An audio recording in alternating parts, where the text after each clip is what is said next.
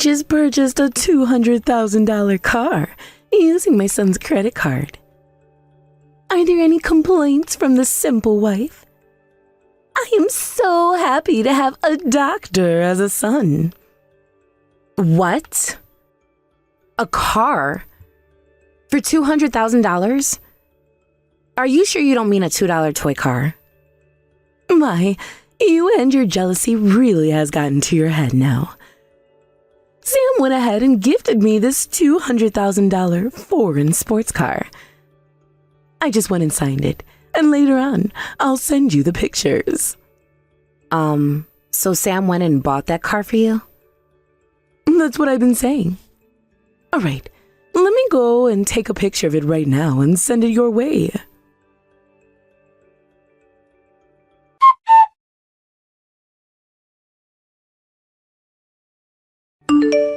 It's true, that is definitely a luxury foreign car. But I can't imagine Sam being able to afford something like this. Sam is a doctor, you know. Of course he can easily afford this. Or could it be that he doesn't buy you anything? What do you mean by that? Oh, it's simple. Since Sam doesn't love you, he doesn't buy you anything, not even a car. I mean, come on. It makes sense, right? Someone like you, such a low-class, stupid woman, is just on a completely different level from Sam. And, of course, from me as well. Sam doesn't love me? Well, that may be true. But calling me a low-class, stupid woman, huh? Exactly. You're a low-class, low-income, and uneducated woman. Am I wrong? You and I are fundamentally different kinds of people. It's almost generous of us to have to let a woman like you into this family. Look, I get it. You're really proud of the car. But can we stop this already? No, we can't stop. You see, you're seriously lacking in gratitude towards us. Your family is poor, right? You should be thankful you can even live this life thanks to us. Thanks to you? But Sam only makes $300 a month. Liar. You ugly woman. You've really lost your mind, haven't you? Not just your appearance, but now your head too. I guess that's what happens when you're poor. Everyone becomes a liar. I'm telling the truth. I've kept quiet about it until now, but I've been barely supporting him this whole time. However, I'm done with that kind of life, so we'll be getting a divorce soon. After we divorce, you'll have to take care of him, so good luck with that. Oh my goodness, you're scared. I've never seen someone so delusional. Do you need me to take you to the hospital or something? Or better yet, why not have your dear Dr. Sam take a look at you?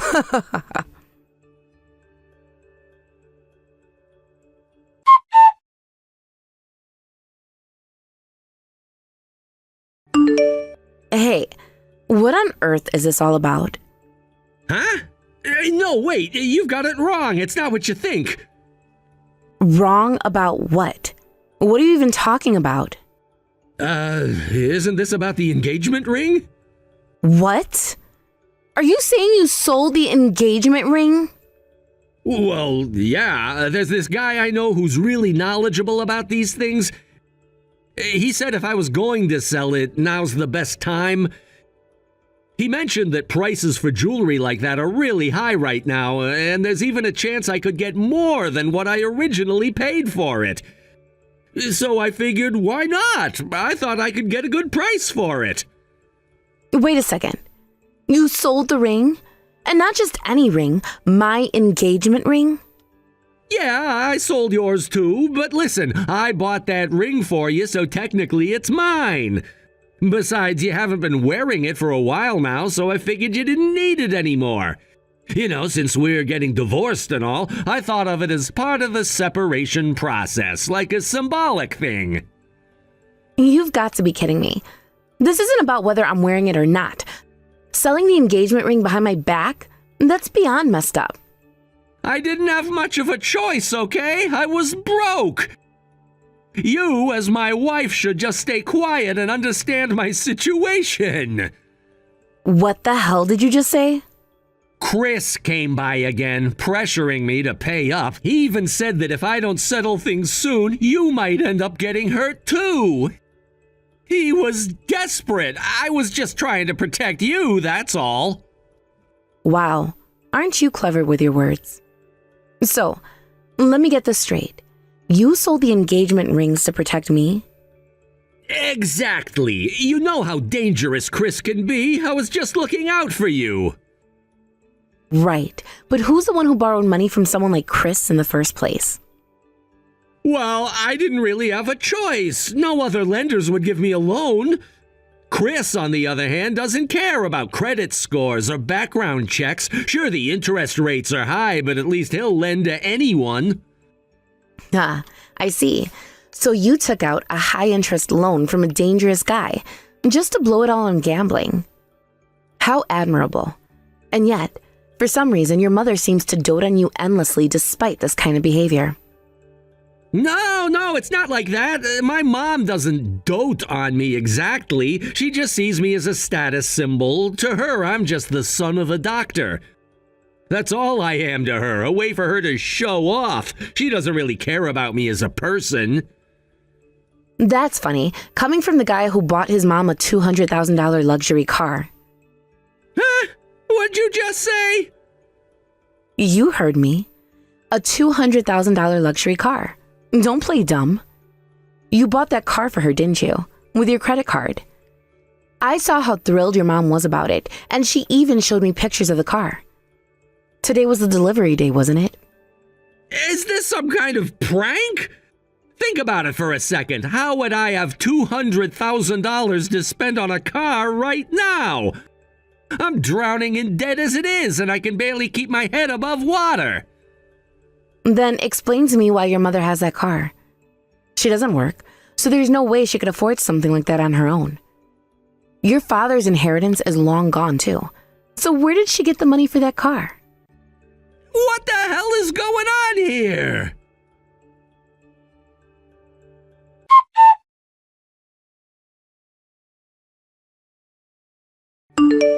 Hey, Mom, I heard you bought a foreign car and that I bought it for you? Oh, that's right. I forgot to mention it to you. You left your credit card at my place, so I went ahead and used it. What? That foreign car. I've always wanted it. I'm so happy I finally got my hands on it. Wait a minute, isn't that the $200,000 car? Of course.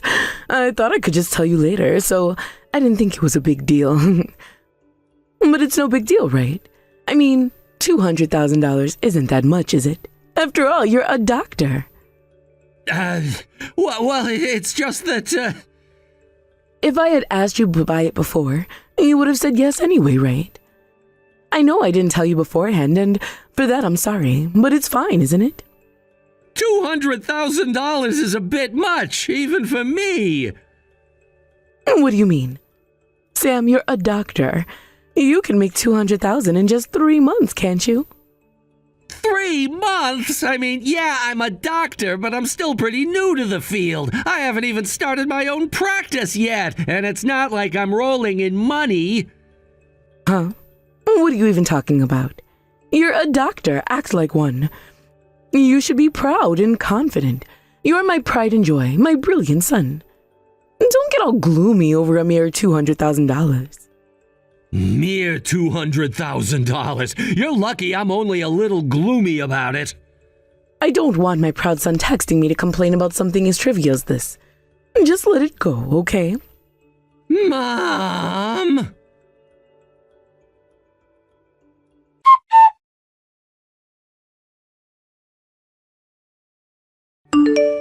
Hey, Rachel, excuse me for a moment. What is it? There are some strange people hanging around my house. They're demanding to see Sam. What? And why exactly are you telling me this? Because they can't get in touch with Sam. What's going on with him these days? Where is he? Who knows? Sam disappeared in the middle of the night, you know. He packed up and fled. What did you say? He most likely ran away to escape from his creditors. Considering the massive debt he's accumulated, especially after that additional $200,000, he looked completely desperate. There was no way out for him. Massive debt?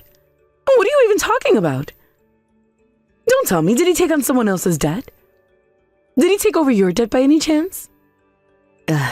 This is such a pain to explain. I've already told you before, he's practically unemployed. I've been the one earning the money and covering our living expenses. That's ridiculous. There's no way that's true. Sam is my son. The idea that he's buried in debt and unemployed is simply impossible. Besides, Sam graduated from a prestigious medical school and became a doctor. How can you even suggest that he's living such a miserable life? He quit being a doctor a long time ago. Since then, he's just been hopping between part-time jobs. He kept up the appearance of being a doctor only in front of you, his dear mother. He did indeed graduate from medical school, and that's partly true. But pretending to still be a doctor? Well, that's not as hard as it seems, especially when it comes to keeping up appearances. No, this can't be true. There's no way my son, my Sam, would do something like that. And what makes you so certain about that? Forgive me for saying this, but you've never really had any social or career accomplishments of your own, right? How dare you say something like that? That's beyond rude.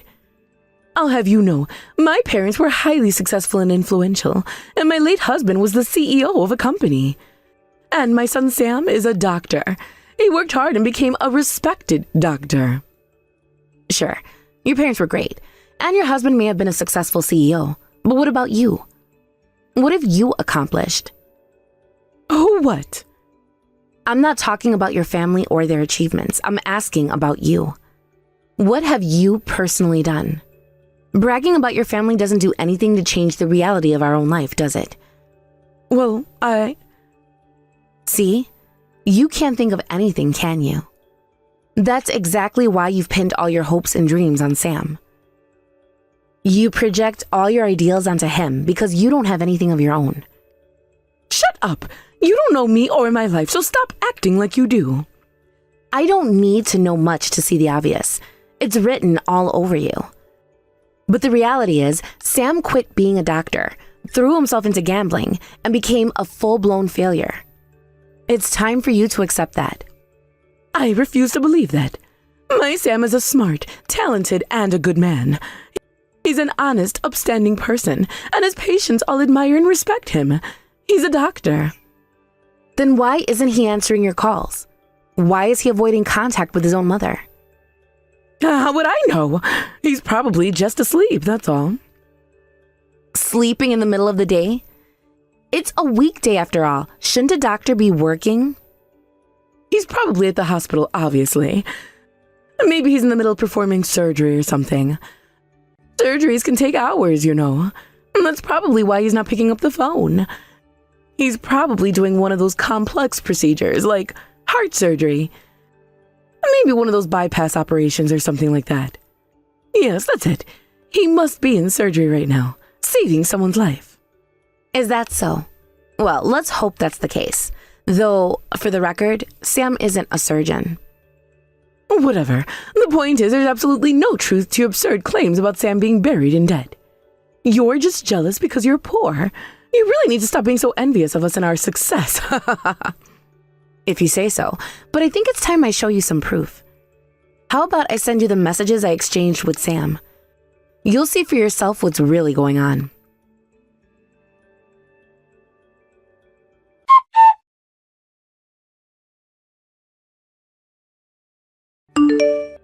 No way. This is fake. That can't be real. That's not Sam. I'm afraid you're mistaken. It is definitely Sam. This was just a few days before he ran off in the middle of the night. By that point, he was so desperate that he even pawned the engagement ring. Can you imagine? Things were that bad. And in the midst of all that, you went and bought a $200,000 luxury car with his credit card. I'm not surprised he felt like running away after that. No way. Sam doing something like this? I can't believe it. My son, of all people, could never be that kind of person. No. Oh, what's the matter? The debt collectors, they're pounding on the door demanding we bring Sam out. But he's not here. They won't stop begging. Rachel, where is Sam right now? Who knows? I certainly don't. Enough of this. You need to bring Sam back here now. He has to take responsibility for his actions.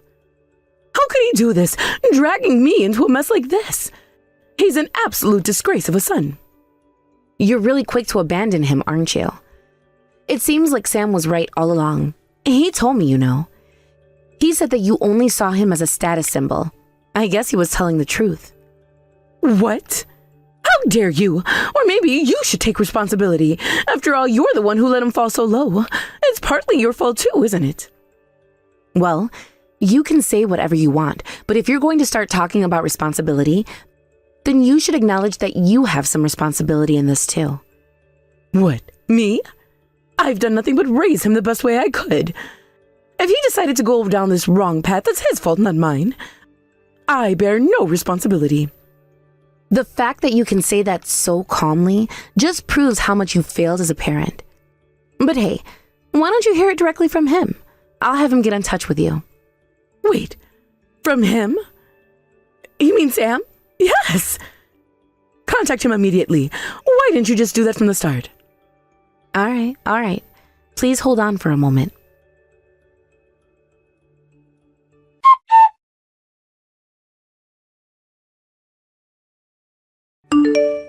Mom, it's me, Sam. Sam, what on earth is going on?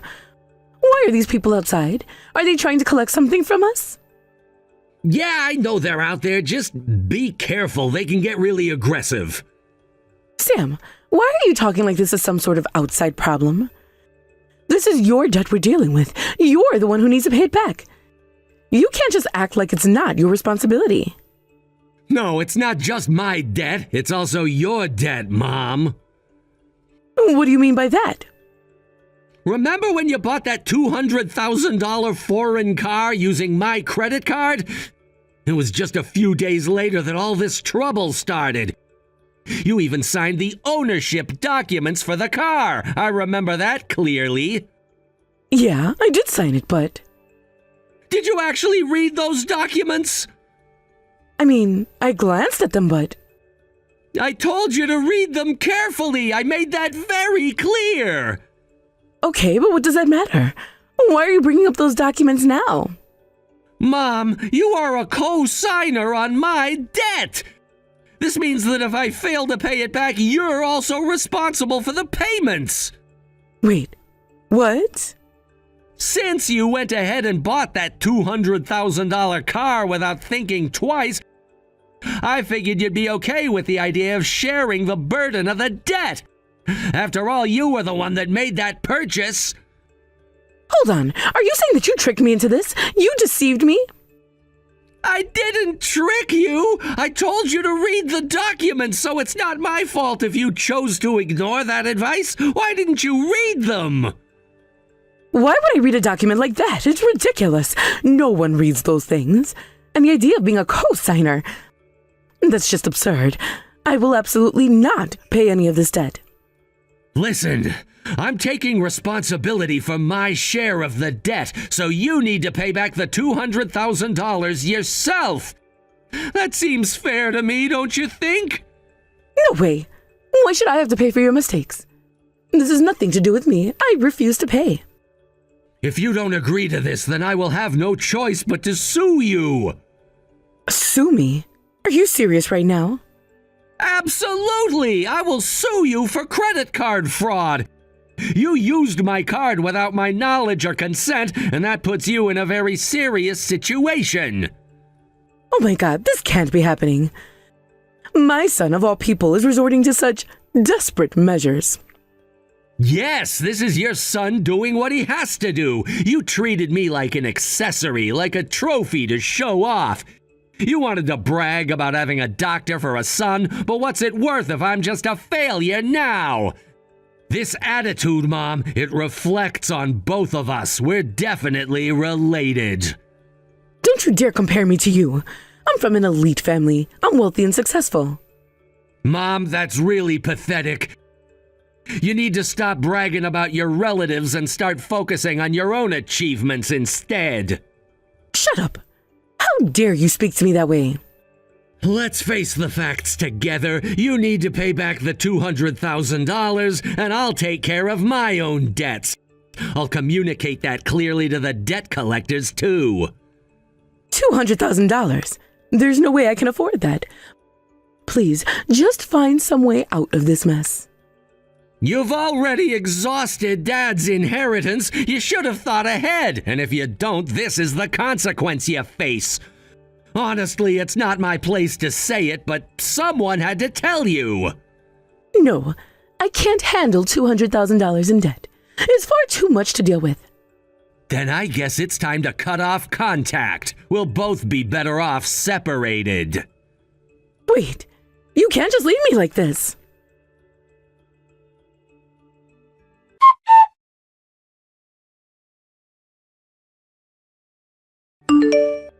I see.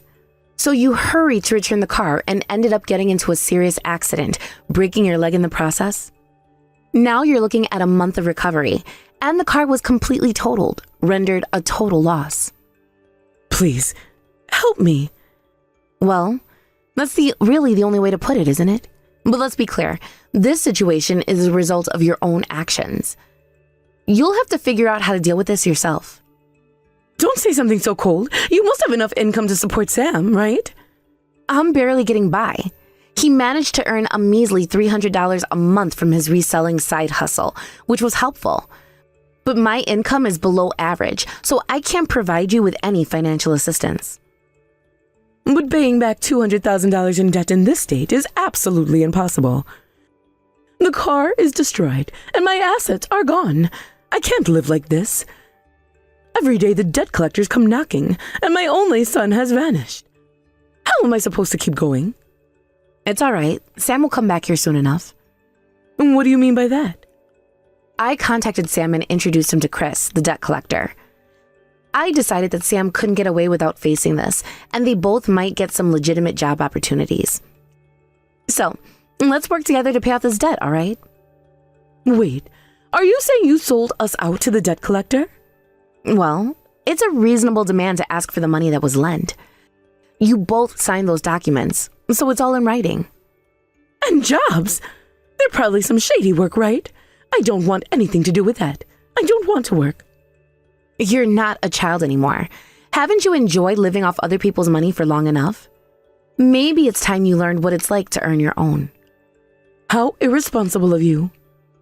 I hear the work can be quite physically demanding, so I hope you give it your all. You traitor, supporting the debt collector like this. Traitor? That's quite an accusation coming from someone like you. I don't want to hear that from a thief. How can you call me a thief? You know that I've always provided for my family. I didn't choose the situation, it just happened. And now you turn your back on me? Providing for your family? Is that how you see it? By buying a car worth $200,000 on someone else's credit card? You've been living in denial. How long did you think you could keep this up? You don't understand. I had to show off. I had to maintain appearances. It's what everyone expects of me. And look where that has landed you, on the brink of bankruptcy and facing daily harassment from debt collectors. Is it worth it? Was the status worth ruining your life over? Maybe you don't realize this, but the pressure I faced was immense. I had to keep up the facade, and now it's all coming crashing down. Do you have any idea what's that like? I do understand. You put yourself in this position. You're the one who prioritized appearance over reality, and now the consequences are here to stay. Then what am I supposed to do? I can't just roll over and accept this fate. I refuse to let it end like this. You have no choice. Accept your reality and start taking responsibility. It's time to grow up and face the music. You can't keep running away from the truth. Grow up? Easy for you to say. You're not the one who's going to be dealing with this. You're not the one facing the debt collectors every day. No, I'm not, but I'm here to help you face it. I may not be able to fix everything, but you'll have to take some steps yourself. Start by accepting the reality of the situation. Accept it? How can I accept that I'm drowning in debt with no way out? Then my son has abandoned me. Sam has not abandoned you. He's trying to navigate this mess just like you. He might need some time to figure things out, but he'll be back. In the meantime, you need to make changes. I don't know how. What can I possibly do to make things right? It feels hopeless. You can start by taking that job. It might not be ideal, but it's a step towards regaining control over your life. You have to fight back or you'll lose everything. How can you be so sure that this will work? What if it all goes wrong? Nothing in life is certain, but you have to try. You can't just sit here wallowing in self-pity while your situation worsens. It's time to act. Fine, I'll consider it, but I'm not promising anything. I can't just throw myself into something without knowing what it entails. That's fair. Just remember, if you don't take any action, you'll end up with nothing left. No son, no money, no dignity. Think about it.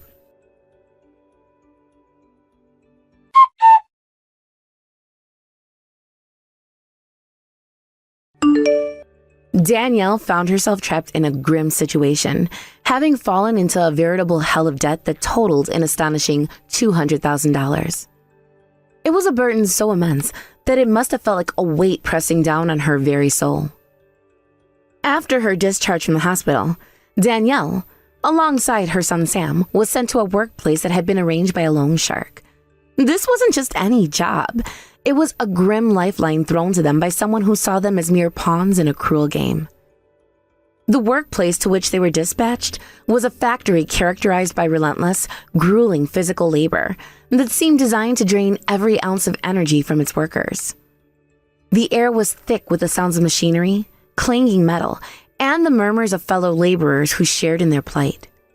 Each day, Danielle and Sam trudged through their tasks, their faces etched with expressions that reflected their deep despair and hopelessness.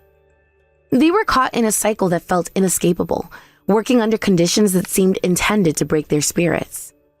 It was a punishing environment that offered little to no respite, making it clear that they were trapped in a nightmarish reality. The nature of their work was harsh and unforgiving.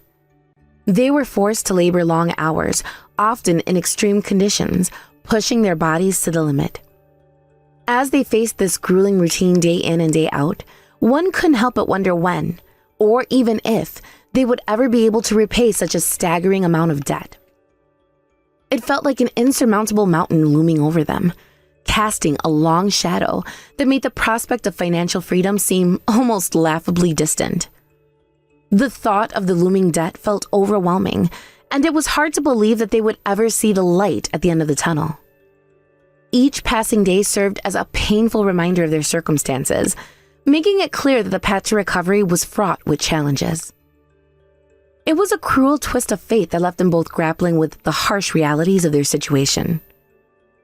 Danielle, in particular, must have been consumed by thoughts of how she would ever manage to climb out of the debt pit that threatened to swallow her whole.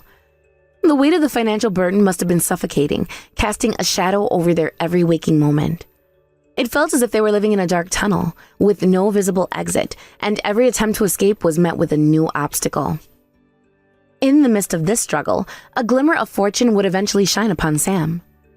Fast forward a few years, and Sam hit the jackpot with horse racing, an unexpected turn of events that allowed him to pay off his debts all at once. It was as if luck had finally smiled upon him after all the hardship he had endured.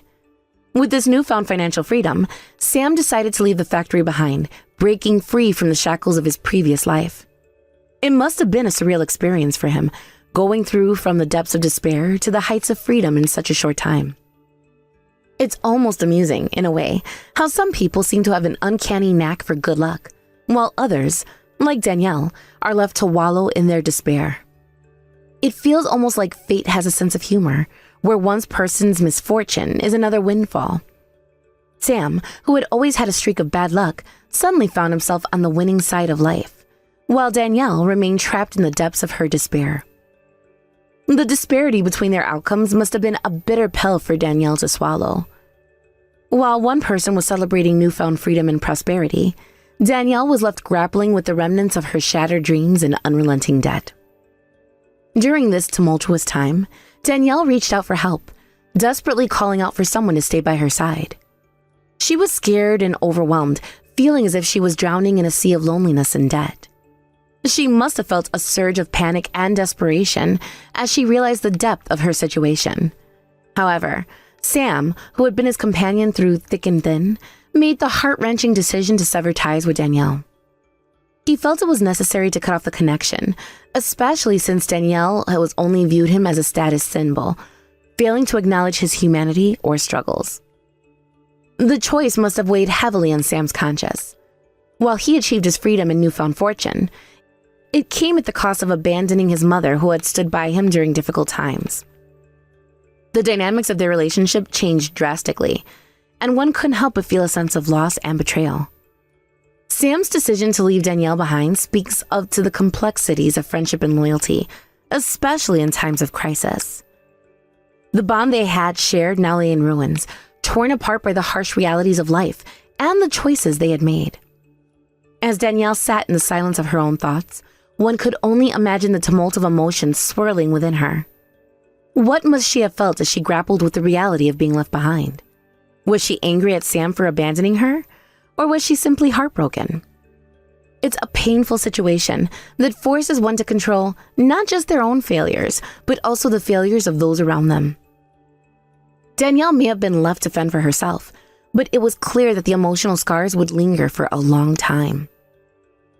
The sense of betrayal must have been profound, leaving Danielle to ponder the true nature of friendship and loyalty. In her darkest moments, she may have questioned everything she thought she knew about the bonds they had formed. The loneliness that enveloped them must have been suffocating as she confronted the reality of her isolation. Now, as she navigates through life on her own, Danielle's feelings must be a mixed bag of anger, betrayal, and perhaps a sense of longing for the companionship she once had. The weight of loneliness must feel heavier than any financial burden she faced.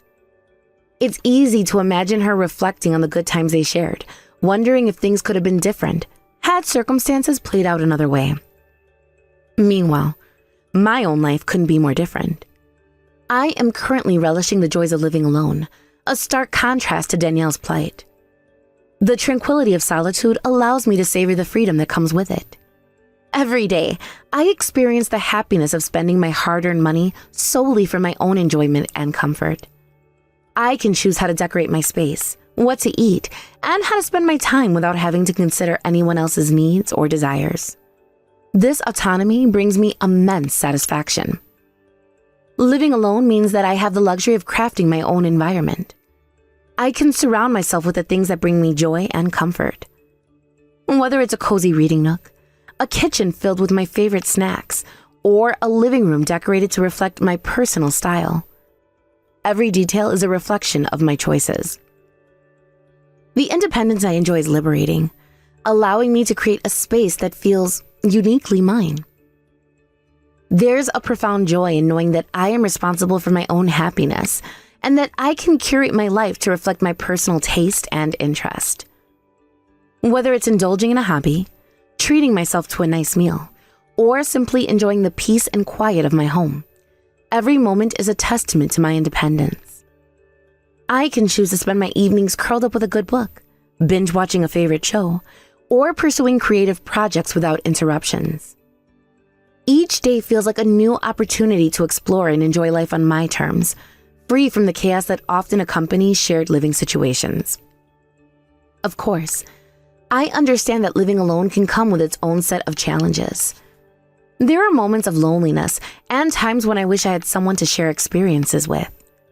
However, these feelings are fleeting, and they don't overshadow the overall joy I feel in my day-to-day life. I am grateful for the ability to focus on myself and grow as an individual without the distractions or responsibilities that come with living with others. The freedom to make choices that align with my desires is a source of immense happiness. In contrast to Danielle's situation, where financial worries loom large and relationships have soured, my life is characterized by a sense of fulfillment and contentment. I can take pleasure in the little things, a warm cup of coffee in the morning, a good book, or a quiet evening spent watching my favorite shows. Each day feels like a chance to embrace life's simple pleasures and cultivate a sense of joy. The ability to enjoy my own company has enriched my life in ways I never expected.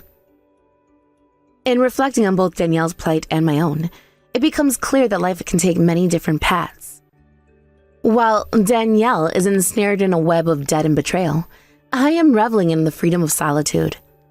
The contrast between our experiences highlights the unpredictable nature of life and the different outcomes that can result from the choices we make and the circumstances we find ourselves in.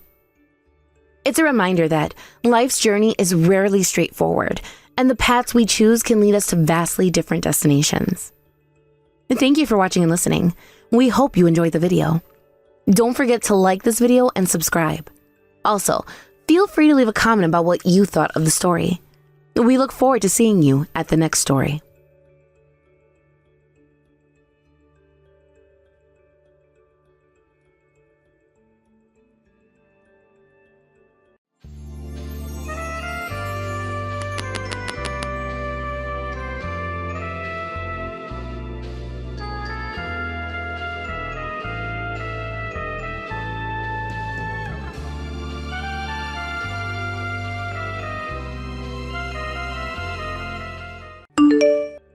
What are you going to do? Please make a decision already. I can't wait around forever, you know. Well, I've told you repeatedly, haven't I? I'm not joining that Manda gang or whatever it is. Every single parent at this kindergarten is part of it. If you choose not to join, it means you're turning everyone around you into enemies. Are you sure you're okay with that? How much does it cost again? The entrance fee is $500. Then there's an annual fee of $300 every year. So what do you think? If you consider it as a way to protect yourself from danger, isn't it a reasonable price? No, that's outrageously expensive. And what exactly is this danger you're talking about? The most dangerous thing at this kindergarten is definitely you. Oh, really? But complimenting me like that doesn't help your case, you know. I'm not complimenting you. So, what are you going to do? Hurry up and decide already. I can't keep wasting my time on just you. My time is valuable. Look, I've said this multiple times, haven't I? I'm not joining the Manda gang. Oh, really? Are you sure you won't regret this? You never know what kind of dangers lurk around in this kindergarten. I think it would be wise to have someone like me, part of the gang, on your side. Gang? You're part of a gang? Of course! My name is Manda, isn't it? It's obvious I'm either a spy or a gang member. I think you're being a bit prejudiced here. Besides, if you're part of a gang, that makes you an even more dangerous presence. That's exactly why you should have me as your ally. But if you refuse, that's your choice. Fine, I won't ask you again. However, just know that I won't be responsible for what happens next. You're literally demanding bodyguard fees. That's classic gang behavior. Regardless of whether you're in a gang or not, I'm not joining the Manda gang. Okay, so you're saying you're fine with whatever dangerous things happen? Just make sure you're careful out there. Just think about what could happen if you turn me into an enemy. Seriously, what are you talking about? I can't believe you're using this scare tactic on me. I'm just trying to look out for you. You might think you're fine on your own, but trust me, being alone isn't always safe, especially in a place like this. You'll never know who you might encounter or what could happen at the kindergarten when you least expect it. You really have a flair for the dramatic, don't you? It's just a kindergarten, not a battlefield. Besides, do you really think the other parents are that terrifying? I mean, they're just parents like me, trying to do their best. Oh, that's where you're wrong. This is not just any kindergarten. The dynamics here are complex, and the other parents can be quite territorial. Not being part of the group means you might miss out on an important information, or even face unwarranted hostility. So you're saying I have to pay money to keep myself in the loop and avoid being ostracized? That sounds ridiculous. Why should I have to pay to feel safe among parents? Because that's how things work in this community. If you want to be a part of it, you have to follow the rules.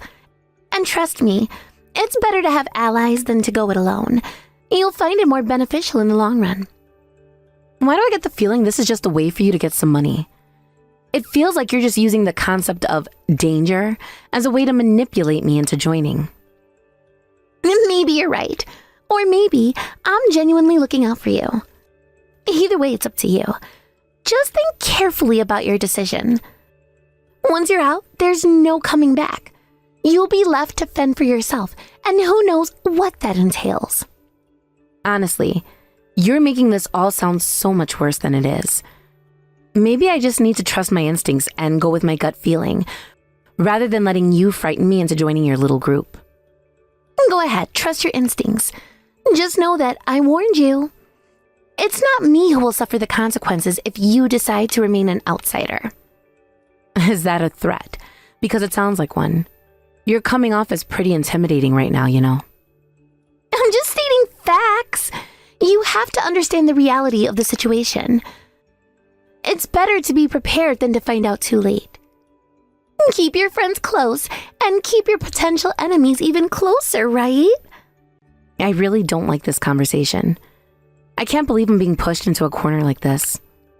What happened to having a choice? Well, choices come with consequences. Just remember that.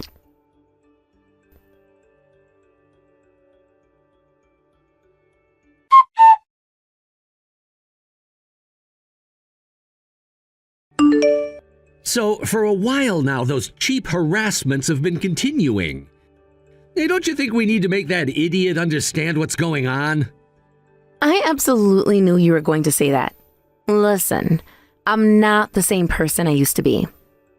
What are you talking about? People don't change that easily. You're still the same local gang leader who absolutely hates anything crooked.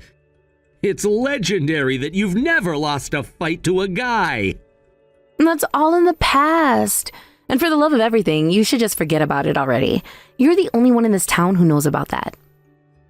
I'm proud of you. As your brother, you've been my hero since the day you took down those bullies who were picking on me. Look, that was a long time ago. You don't have to keep worrying about it. Besides, that made you turn into a delinquent too. Anyway, I don't want any danger to come to Millie, so I'm not going to do anything. But you're being harassed, right? Are you just gonna let it happen? It's just whispers behind my back and some intentional shoulder bumps here and there. I can handle it if I just put up with it. How weak is the legendary gang leader now? Because they say they're from the gang. It would be troublesome to turn them into enemies, right?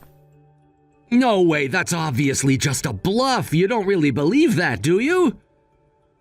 I know it's a bluff. And come on, you're not the kind of person who gets scared of a gang, right? Anyway, I don't want to stand out anymore. I want to sever ties with my past and promote anti-violence. What a shame. If you ever decide to get back at them, let me know. I'll help you with anything. You just want to see me get into trouble, don't you? Of course! I don't want to see you as some toothless tiger. Right now, my daughter is the most important thing to me. I don't want to create unnecessary problems for Millie. You understand, right? Well, if you put it that way, I can't say anything. But if you ever decide to retaliate, as long as it doesn't put Millie in harm's way, let me know. I'll help with whatever you need. You're unbelievable. Just think about it. You've dealt with those bullies before. You've got this. We're family, and family looks out for each other, right? Look, that was different. I had a reason back then. Now it's about being a responsible adult and setting a good example for Millie. I can't let her see me fighting or getting involved in gang matters. Come on, being responsible doesn't mean you can't stand up for yourself. You don't want her to think that she should just accept bullying, do you? That she should be passive? I'm trying to teach her that there are better ways to handle conflicts, without resorting to violence. I want her to be strong in her own way, not through aggression. Strength can come in many forms. Sometimes standing your ground is the most important thing. If you let them walk all over you, what kind of message does that send to Millie? Maybe, but I still think there are more peaceful solutions. I'm not going to let my past define me or my future.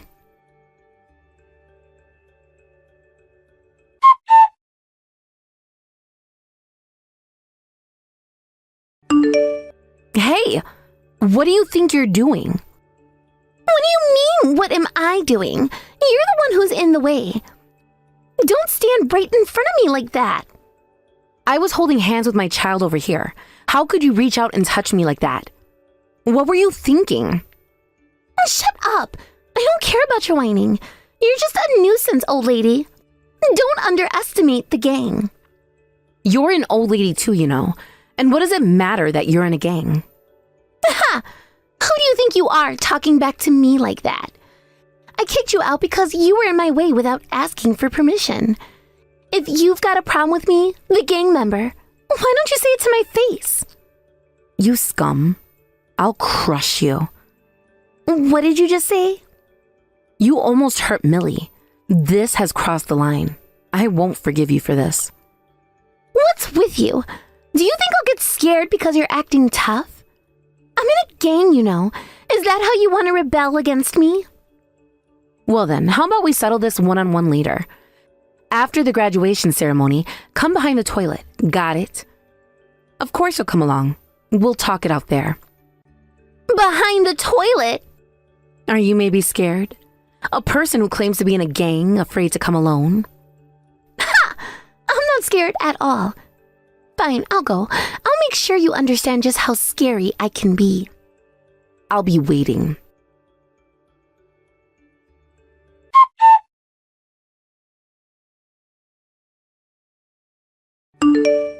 Amanda, it's terrible that you hit me with a wooden plank from behind.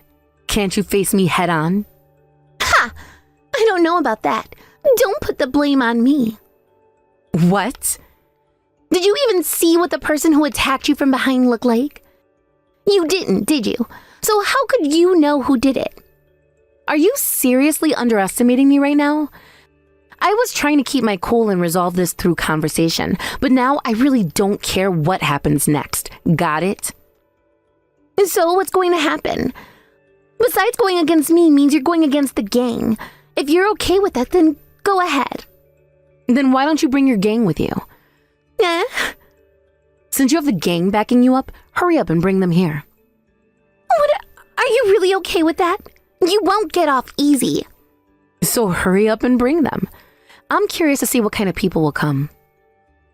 No. This will turn into a big deal, so I'll let it slide. Forget it. This conversation is over. Who said it's over? Bring your gang here now. If you don't, I'll crush you. What are you going to do? What? I said I'm not calling them. It feels ridiculous to call them out for something like this. Are you trying to say that you were lying about having a gang? Huh? It's not a lie. If push comes to shove, I can bring a whole crowd to attack you. Oh, really? A gang that can only sneak up on someone from behind? That's pretty pathetic. Again, I'm saying it wasn't me. It must have been some suspicious person who showed up. If you joined the Manda gang, I could have protected you. Here, watch this video.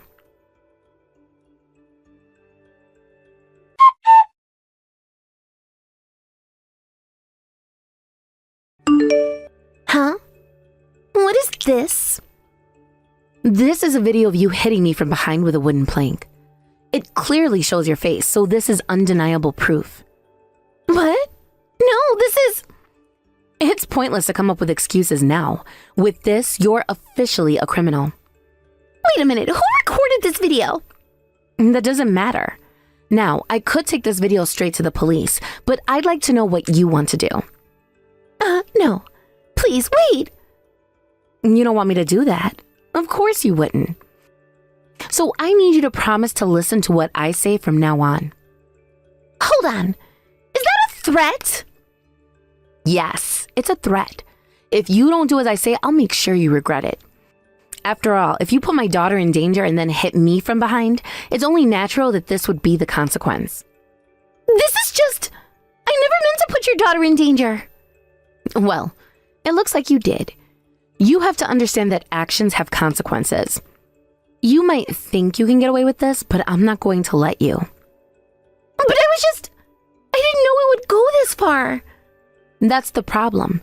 You acted without thinking, and now you've put yourself in a terrible situation. You think this is a joke? It's serious. I'm really sorry. I didn't mean to. Sorry, won't cut it now. You have a chance to make things right, but you need to cooperate with me. No more games. Are you going to listen or not? Okay, I promise I'll listen. Just don't show that video to anyone, please. Then we have an understanding. If you try to pull something like this again, I won't hesitate to use this evidence against you. You better watch your back.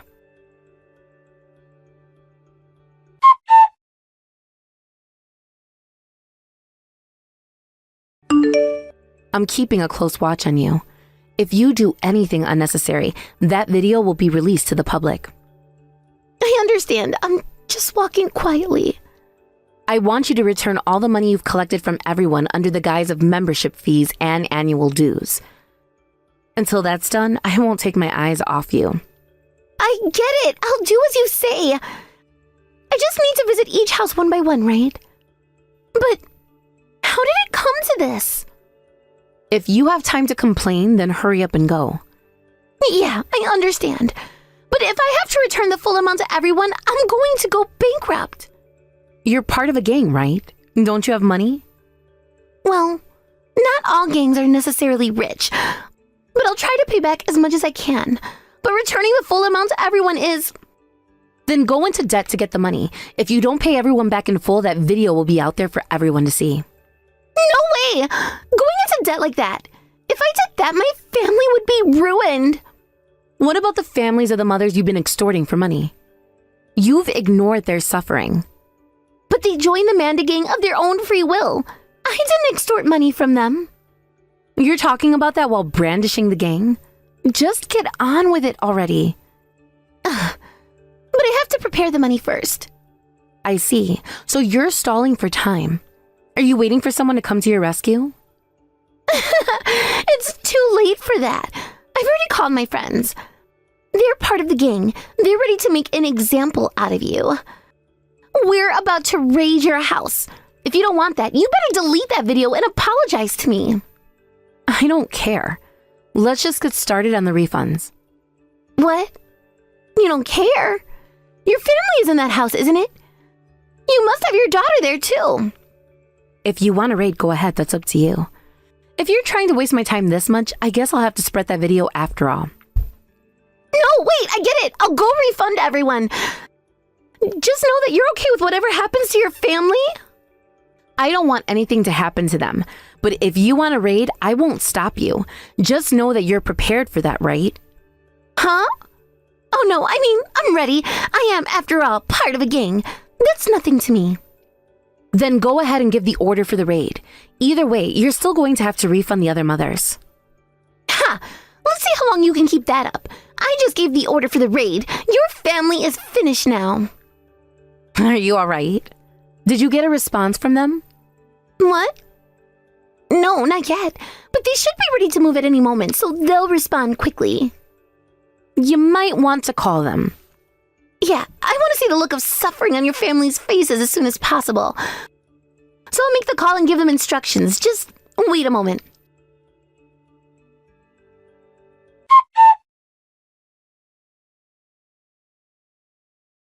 What on earth is going on? When I called, I was told that the attackers had been wiped out and that everyone had been sent to the hospital. I anticipated something like this might happen, so my brother has been guarding our home. I'm glad to hear that. You didn't lose your life.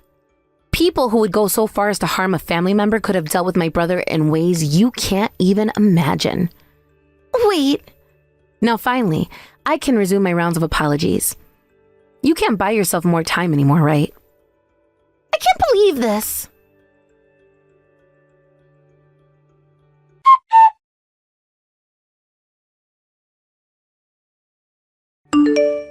You tried to secretly ask Helga for help?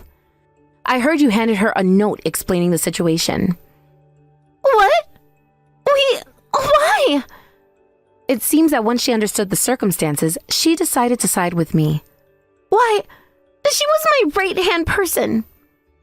Well, that's how much you're disliked. You need to properly apologize and make amends for what you've done. No way. But I don't have any money left. If you can't return any more, then you'll have to borrow some from a friend of mine who lends money. I'll take you there right now.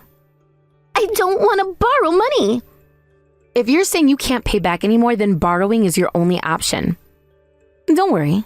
I'll make sure the collection process is gentle. I don't want to deal with a loan shark connected to you. And besides, I'm in a gang, remember? Do you really think I can just get away with this? You're not in a gang. It's pretty obvious. What? Of course! I am part of a gang. Just earlier, I was able to hire those attackers. Those were just hired thugs, and my brother got the information from them. Damn it! No, but those guys will go to the police. If that happens, your brother will be arrested for assault. The police will certainly be interested in those who attempted to raid a private residence. And they'll also be looking for whoever was giving them orders. Damn! What is wrong with you, really? By the way, my brother also looked into your background. Not only are you not in a gang, but your name isn't Manda, it's Mandy. Huh? So you thought up a gang-like name and went by Manda? Honestly, how pathetic can you be? Though I don't think Manda sounds particularly gang-like either. Please, I'm begging you, don't tell anyone. If you don't want me to tell anyone, then please go ahead and borrow from my moneylender. For making your rounds of apologies, you'll probably need about $20,000 in cash, right? The interest rates will be a bit high, but it's not an amount you can't pay back. I can't take this anymore.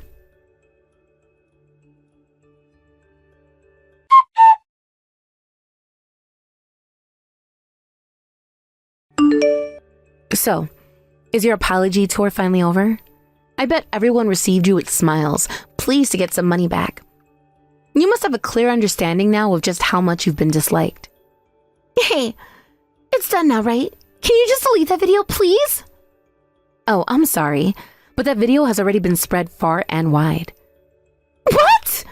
What I'm saying is, it doesn't really matter now if you try to delete it. I sent it to your husband too, so you're in for quite a ride from now on. Wait a minute, that's not what we agreed on. What on earth are you doing? I did my part by apologizing and returning the money. But you were the one who called in thugs and sought help from Helga halfway through. You broke the agreement too. Well, to be fair, I plan to spread that video regardless of whether you kept your promise. So from the start? That's right. From now on, you're in the position of the defendant and I'm the plaintiff. Get ready because I'm going to squeeze you for all the damages I can. All those moms from the kindergarten are also demanding compensation. Things are about to get a lot tougher for you, but I hope you don't get discouraged. This is it. My life is over. Yeah, I think so too. Your life is over. This is what happens when you make an enemy out of me. You know, it's pretty wild how quickly things escalated.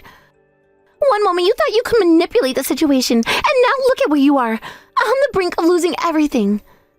I wonder if you truly grasp the depth of your predicament.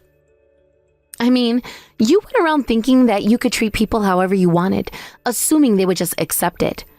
But no one was okay with your actions, especially not after everything you've done. This isn't just about money, it's about respect, and clearly you've lost that in spades. Do you even realize how many people you've hurt? It's not just the moms you owe money to, it's the relationships you've damaged and the trust you've shattered. This is going to haunt you, and you can't just wish it away. I don't think you fully understand what I'm capable of when it comes to fighting back. You assumed you could push me around, but I've got my resources too. You might have been the big shot, but in reality, you're just a small fry with big dreams of grandeur. You've dug your own grave, and now you have to lie in it. You could have avoided this by playing nice, but you chose the hard way. It's sad, really. I almost feel pity for you. But then again, you've brought this on yourself. So, are you prepared for the storm that's coming? Because it's going to be relentless. There's no backing out now. You've crossed too many lines. Your pleas and your cries will fall on deaf ears. No one is going to come to your rescue because you've burned too many bridges.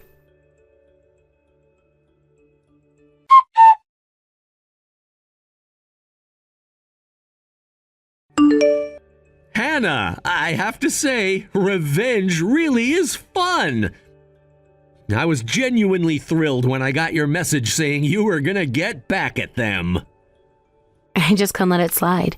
And I owe a big thanks to Dexter too. He really helped us fend off those guys. Honestly, what difference does it make how many of those pathetic thugs there were? It's all the same to me. But seriously, is that really all you plan to do? Is that all? Yeah, I mean, those thugs and that self-proclaimed gang member who calls himself Manda, don't you think that's a bit too mild for you? I expected more from you. Remember the last time you had them all tied up with ropes and tossed them in the river? Okay, enough with the old stories. What I did this time was still quite a significant act of revenge in the eyes of the public. But it just feels a little underwhelming for someone like you. However, I want to say this. As your sister, I'm really proud of how far you've come. What? Of course, you've done an amazing job. You filmed Manda getting punched, you beat up those thugs, and you even exposed that Manda was using a fake name. Oh, well, that's how you see it? I was expecting a more touching sentiment. Sure, I didn't have much screen time in this whole ordeal, but this act of revenge wouldn't have happened without my support. So if you ever have someone you want to get back at in the future, you better count on me to help you out. It's not just about the revenge itself, but the way you've pulled everything together. You've really shown everyone that you won't be messed with, and that's something to be proud of. Not only did you take a stand for yourself, but you also made it clear that no one should underestimate you. Remember, it's not just about striking back, it's about sending a message. The way you handled those thugs and put Manda in their place shows you've got grit. You didn't just roll over and take it. You fought back in a way that would make anyone think twice before crossing you again. So, when you take a step back and look at the bigger picture, it's about more than just the little victories here and there. It's about establishing your reputation and showing people that you're someone who stands up for what's right. It's about empowering yourself and those around you.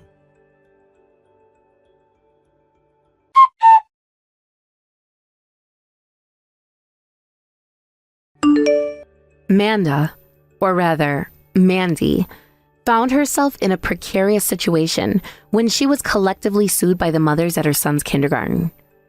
This group of parents came together to file a lawsuit against her, claiming that her actions had somehow harmed their children, leading to significant emotional distress and other repercussions. The situation escalated quickly, and it forced her into a dire financial situation that she could hardly afford. The lawsuit turned into a public spectacle, attracting attention and gossip that permeated the community. As the legal battle unfolded, it became evident that Mandy's life was spiraling out of control. The immense stress, compounded by public scrutiny, took a toll on her marriage. Understandably, her husband reached a breaking point. He could no longer tolerate the chaos surrounding them. He packed his belongings and left, initiating a divorce that only added to Mandy's already tumultuous life. The split was not amicable, with anger and resentment festering between them. Each party had their reasons for the breakdown of their relationship, but in the end, it was Mandy who lost the most in this painful process. With the divorce finalized, the custody battle over their son became an unfortunate reality. Despite her tireless efforts to prove that she could provide a stable and nurturing environment for her child, Mandy ultimately lost custody to her ex-husband.